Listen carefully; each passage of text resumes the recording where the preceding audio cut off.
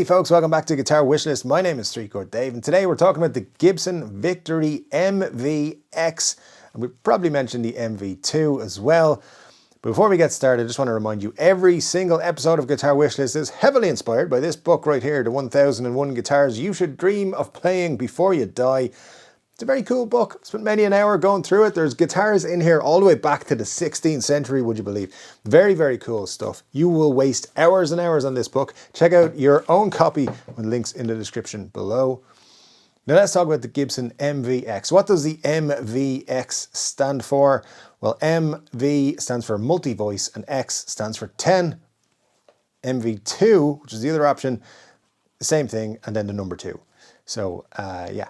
It was that simple. Now, the MVX was a guitar that was made with maples. It was maple body and maple neck. It had actually a 3-piece flame maple neck, which still stands up today. Those maple necks from this era are spectacular still. You had an ebony fretboard. The MVX had 3 pickups in total. So you had a humbucker in the neck and the bridge position, and they were separated by what looks like a single coil, but is actually a super stack pickup in there in the middle position. Now, you got to remember, the early 80s was a tumultuous time for Gibson.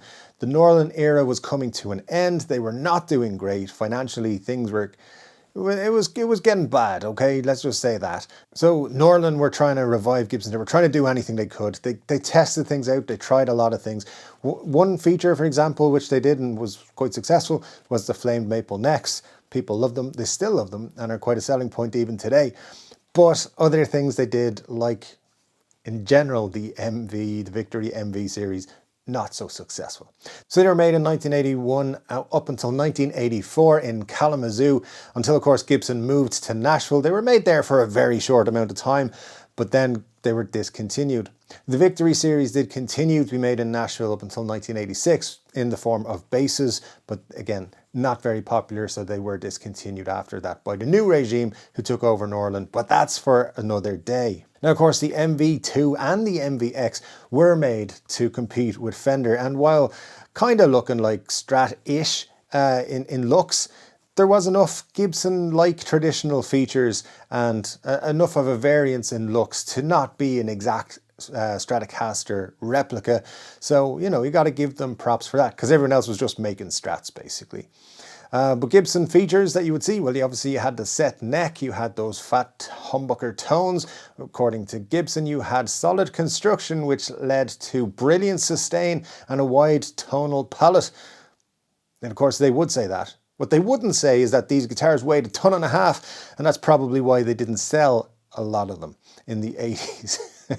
Because, you know, heavy guitars, they've already got the Les Paul. They don't need anything any heavier. Now, and as well, something else limiting was the color choices. So you could have Candy Apple Red, which is always a good color choice.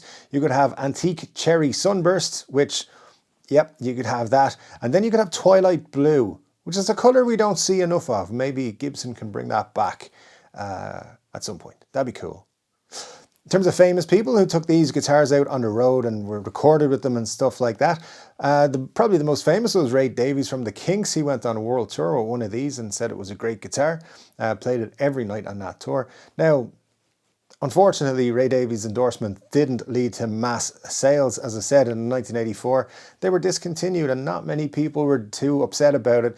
They were not a hit in their day, and looking back on them, they're still not a super big fan favorite.